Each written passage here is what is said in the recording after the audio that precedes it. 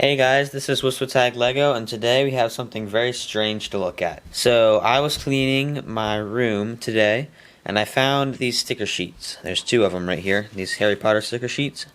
But there's something very wrong with them, and I'm sure some of you immediately will recognize the strangeness of these, because for some reason they put some pre-production pictures on these stickers, namely this Aragog build right here. It is quite a lot different from the set that ended up coming out, and I'm not sure why they did this, but as you can see, this design of the spider had different pieces used for the fangs. It doesn't have the printed eyes here yet, and the legs are built differently, and I think a few of the colors are also different from the finished set. So I'm not sure why this is. I feel like they should not put out pictures like this for stickers and such, because it's kind of something that is not finalized, and they really should finish their designs before they make stuff like this. So I'm not sure where these sticker sheets came from, but they're both like that with the weird design of Aragog. And actually, I don't think that's actually that weird. I think the design for the